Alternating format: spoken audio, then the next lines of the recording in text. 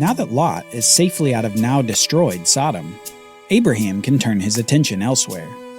And lest we forget, Abraham is a bit of a nomad. Since the land of Canaan isn't his yet, he has to move around the land without ever putting down roots. Abraham never builds a permanent home, and for his entire life after God calls him, he travels in and around the land of Canaan. He only settles for brief periods of time in his tent, until he moves somewhere else. This likely has to do with farming and agriculture resources, for which he would have had the least priority claim, since he wasn't himself a Canaanite. Well, as part of this moving around, he encounters at least a few times a Canaanite man named Abimelech. In fact, his first encounter with Abimelech involves a similar deception as his visit to Egypt. Abraham says that Sarah is his sister for fear of the Canaanites. But yet again, God intervenes in the situation just like Egypt, and causes Abimelech to enrich Abraham even more and give him preference in the land regarding where he would dwell. Even in the midst of Abraham's arguably immoral deception of Abimelech, God continues to bless and protect Abraham. Now, after this episode with Abimelech, we see the birth of Isaac, the long-awaited promised son of Abraham in his old age, the miracle son of 90-year-old Sarah and 100-year-old Abraham. Let's start reading in Genesis 21. The Lord visited Sarah as he had said, and the Lord did to Sarah as he had promised. And Sarah conceived and bore Abraham a son in his old age, at the time of which God had spoken to him. Abraham called the name of his son who was born to him, whom Sarah bore him, Isaac. And Abraham circumcised his son Isaac when he was 8 days old, as God had commanded him. Abraham was 100 years old when his son Isaac was born to him. And Sarah said, God has made laughter for me. Everyone who hears will laugh over me. And she said, Who would have said to Abraham that Sarah would nurse children? Yet I have borne him a son in his old age. Now, it's no wonder that laughter is mentioned so many times by Sarah here. And if you think about it, it is kind of comical.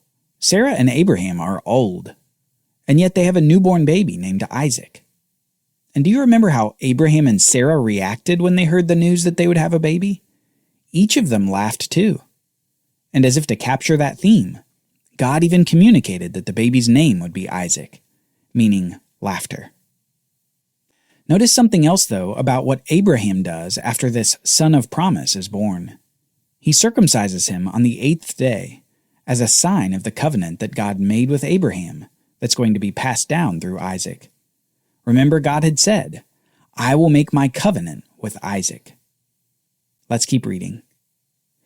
And the child grew and was weaned, and Abraham made a great feast on the day that Isaac was weaned. But Sarah saw the son of Hagar the Egyptian, whom she had borne to Abraham, laughing. So she said to Abraham, Cast out this slave woman with her son, for the son of this slave woman shall not be heir with my son Isaac. And the thing was very displeasing to Abraham on account of his son. Many months after Isaac's birth, on the great festal occasion where Isaac was weaned, there's one more piece of laughter in this story, and it doesn't seem like it was happy laughter. Instead, it was mocking. Ishmael upsets Sarah at this feast, and the joyous occasion turns stern. Sarah wants to cast Hagar and Ishmael out of the house, now. A request saddening to Abraham, given his love for his son by Hagar.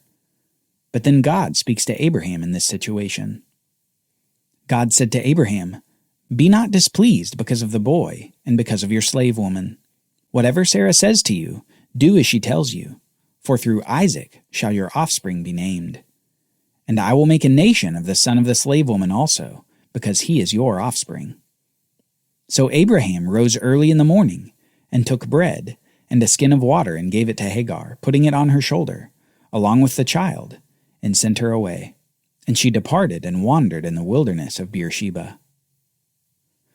While it may seem that God allows Abraham to banish Hagar and Ishmael into the wilderness with no protection or provision, God yet takes care of them even in that wilderness. Just as God saw Hagar and Ishmael when they were initially cast out, almost 14 years prior, God saw them even now.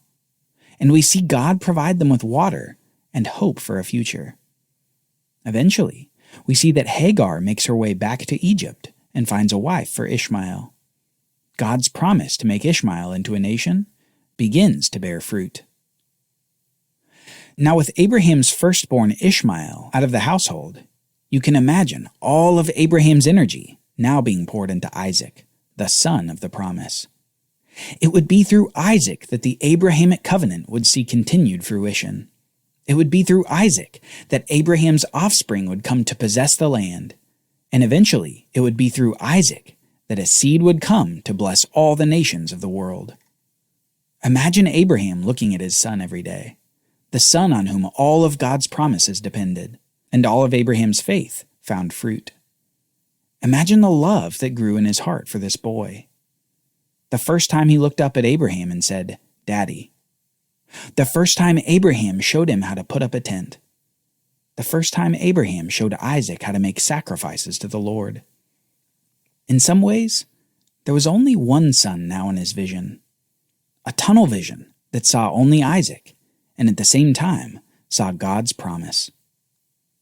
Now imagine that God takes it all away. Let's read Genesis 22. After these things, God tested Abraham and said to him, "Abraham." And he said, "Here I am." And God said, "Take your son, your only son Isaac, whom you love, and go to the land of Moriah, and offer him there as a burnt offering on one of the mountains of which I shall tell you." If Abraham ever wished that he were back in the land of his fathers, away from the land of Canaan and away from God's promises, this might have been it. He'd spent well over 30 years faithfully following God in an unknown land, among an unknown people, fighting battles not his own, looking for promises that always seemed far away. Until finally, God gave him Isaac. And now what does God want him to do? Isaac as a burnt offering? Isaac? Yet Abraham's response is not words of anguish. Instead, it's the silence of obedience.